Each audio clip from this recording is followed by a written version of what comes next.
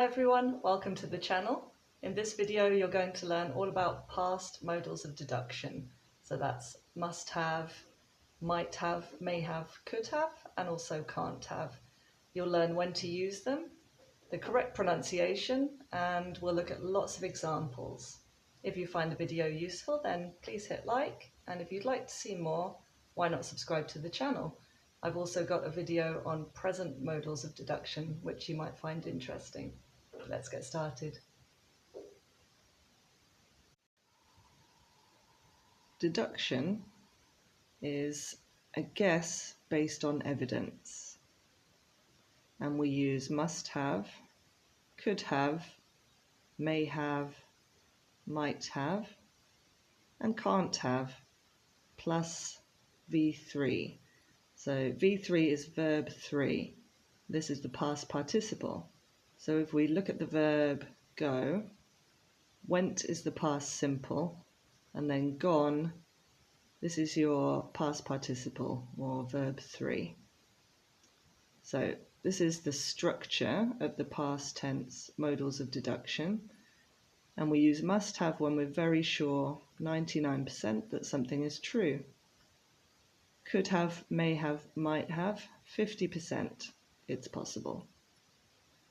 And can't have, we're very sure, 99%, that it's impossible. So we need to look at the pronunciation here because people often find it very difficult to identify these when they hear them in spoken English, and that's because we use the contracted forms. Must have, must have. So it's not usually pronounced must have.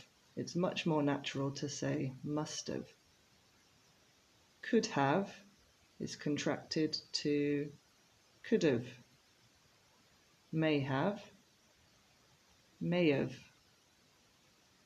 Might have, might have. Can't have, can't have.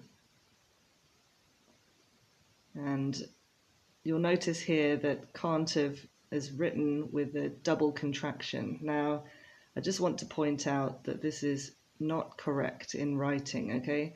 So don't write it this way. It's just done like that to indicate how it's pronounced. Can't have. So what deductions can you make about this picture? And we've got our table here with the structure. He must have robbed a bank.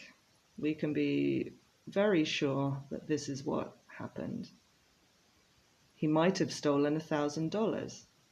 We don't know the exact quantity of money that has been stolen, so we can have a guess 50-50. It might have been $1,000. He can't have earned the money. You know, when you see someone running away with a sack of money dressed in black, I think it's a fair assumption that this wasn't money that he earned. Now, I just want to point out here a common error or mistake that people make. So that is to say something like, he must have worn black. Well, this is wrong, but why is it wrong? He wore black. Okay, so this is a fact. It's not a deduction. He wore black. That is 100% true. We can see from looking at the picture. So it's not a deduction. With deductions, you can be fairly sure, but they're not facts. It's not 100%. Looking at this picture, they must have dropped the phone. I think that's a fairly reasonable assumption. It may have stopped working. We don't know that for sure, 50-50. They can't have been happy. Again, I think it's reasonable to assume or deduce that you wouldn't be happy if this happened to your phone. Look at these people. They must have been tired. They could have been working all night. Again, we don't actually know the time of day because we can't see outside. They can't have finished their work.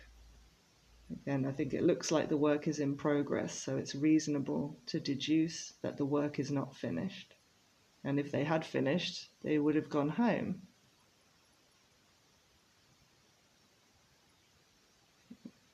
Their team must have scored.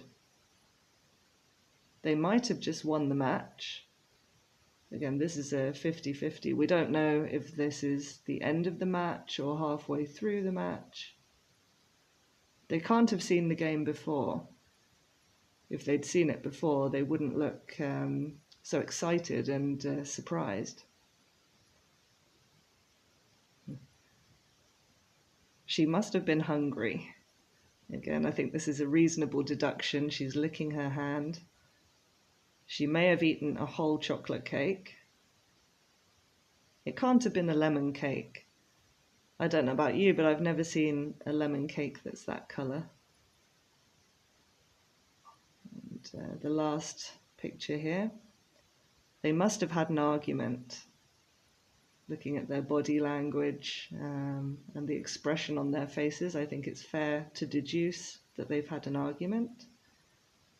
They could have argued about the housework. This is not sure. We don't know what they've argued about. They can't have made up yet. And again, by the way they're sitting, they're not talking to each other. I think it's fair to assume that they can't have made up yet. And I just want to point out the phrasal verb here, made up. So what does this mean? Well, to make up, this is to reconcile, which also could be phrased to become friends again after an argument. So you argue and then you make up. Thank you very much for watching, guys. If you did find that useful, then please hit like. And if you'd like to see more videos, then why not subscribe to the channel? You can find links to the other videos down below, including a video all about present tense modals of deduction. Bye for now.